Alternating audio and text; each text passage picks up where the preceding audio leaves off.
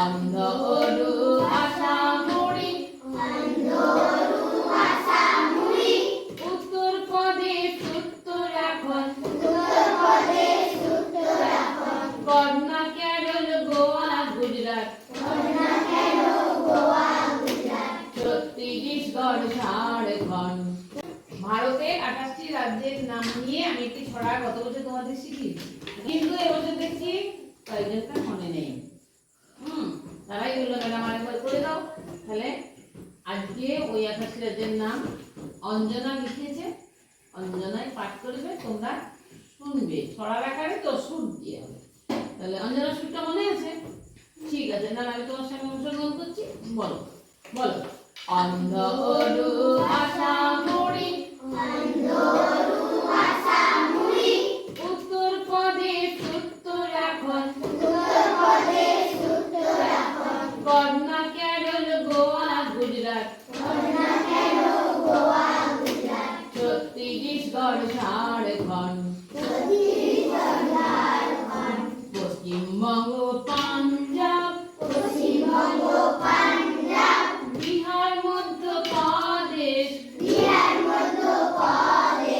মেঘালয় মিজোরাম মণিপুর মহারাষ্ট্র হিমাচল প্রদেশ তামিলনাড়ু ত্রিপুরা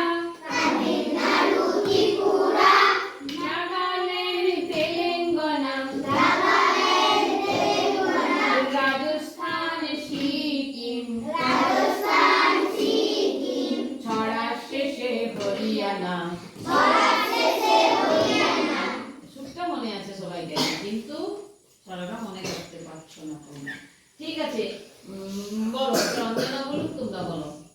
আরেকটা কথা বলে নি তার আগে, এই যে ছড়াটা, এই ছড়াটায় যে রাজ্যের নামগুলো লেখা হয়েছে তোমরা লক্ষ্য করেছো? প্রথমে দেখো অ দিয়ে শুরু হয়েছে, অ দিয়ে যতগুলো নাম, তারপরে আদি আছে আসাম, হর্ষই দীর্ঘই দিয়ে কোনো রাজ্যের নাম নেই, তারপরে পেয়েছি ও উড়িষ্যা, তারপরে উ পেয়েছি দেখো উত্তরপ্রদেশ উত্তরাখণ্ড, তারপরে আমরা তো নেই রাজ্যের নাম, আমরা ক পেয়ে গেছি। তাহলে আমাদের বাংলার যে বর্ণগুলো আছে বর্ণের ক্রমানুসারে রাজ্যের নামগুলোকে লেখা হয়েছে এবং ছড়া তৈরি করা হয়েছে। দেখো ক দিয়ে শুরু হয়েছে কর্ণা কেরল, খ দিয়ে কোনো রাজ্যের নাম নেই, গ দিয়ে গোয়া গুজরাট, এরপরে চলে গেল চ দিয়ে তো নেই, ক দিয়ে। দেখতে বুঝতে পারছো তো তোমরা? মন দিয়ে বুঝতে পারবে।